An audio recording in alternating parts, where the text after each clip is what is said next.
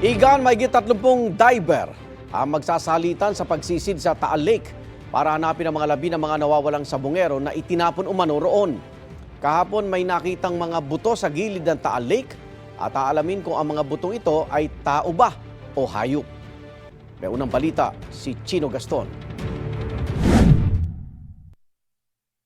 Sa gilid ng Taal Lake sa bandang Laurel, Batangas, may na-recover ang mga otoridad na sako ng mga buto o skeletal remains.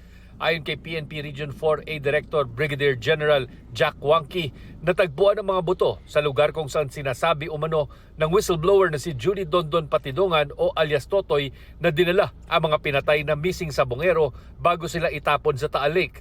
Isa sa ilalim sa pagsusuri ang mga buto na hindi pa malinaw kung sa tao o sa hayop. Nagsagawa ng ocular inspection ang technical divers ng Philippine Coast Guard malapit sa fish cage sa Taal Lake sa bahagi ng Laurel. Sinuri nila ang lalim at kondisyon ng lawa.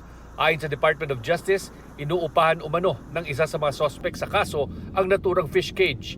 Natukoy ng DOJ ang lugar kung saan sisimulan ang paghahanap base sa mga isiniwalat ni Patidongan.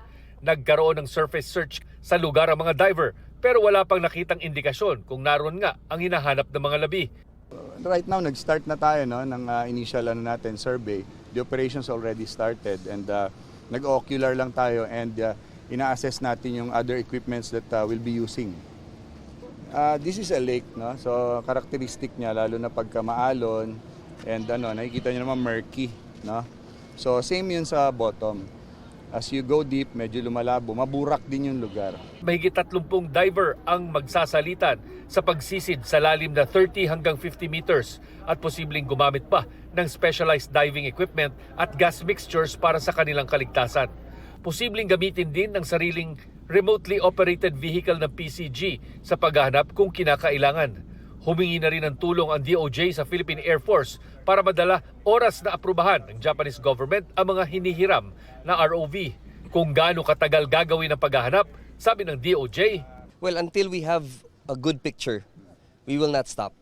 Kasi pag kailangan ituloy talaga kailangan tapusin yung trabaho. We're here to make sure that there are no human remains or if ever there are, to find them. So until masasabi natin na talagang wala or talagang meron, hindi tayo titigil. May mga nagsasabi po na meron pa po tayong maabutan. importante raw na mahanap ang labi ng mga nawawalang sabongero pero pwede pa rin naman daw umusad ang mga kasong murder laban sa mga sospek sa pamamagitan ng ibang ebidensya. But this will definitely shift the attention now to a murder case if ever bodies are found and remains are found. So we do hope to see remains that will match the DNA of those missing cockfight enthusiasts. However, even if we do not find the bodies, what we have to prove is the fact of death.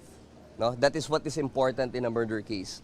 Isa sa mga naghahanap ng hustisya, si Carla, di niya tunay na pangalan. Ang anak niya, kabilang sa mga nawalang sabongero sa Manila Arena noong January 13, 2022. Hindi po siya maalis sa puso ko, sa isip ko, araw-gabi po.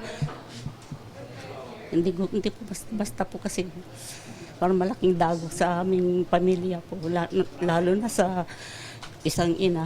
Mas desidido raw siya ngayon na ituloy ang kaso lalo't tila nabuhay ito sa paglutang ng akusadong si Patidongan na handa na ngayong tumistigo. Kasama ni Carla ang iba pang kamag-anak ng mga missing sabongero sa pagpuntak sa PNP CIDG para muling humingi ng tulong sa investigasyon. One thing that the CIDG can assure the family, we will deliver justice for their family members. Kung hindi natin mabigyan ng hustisya yan, walang saysay yung pagiging pulis natin dito. Ito ang unang balita, Chino Gaston, para sa GMA Integrated News.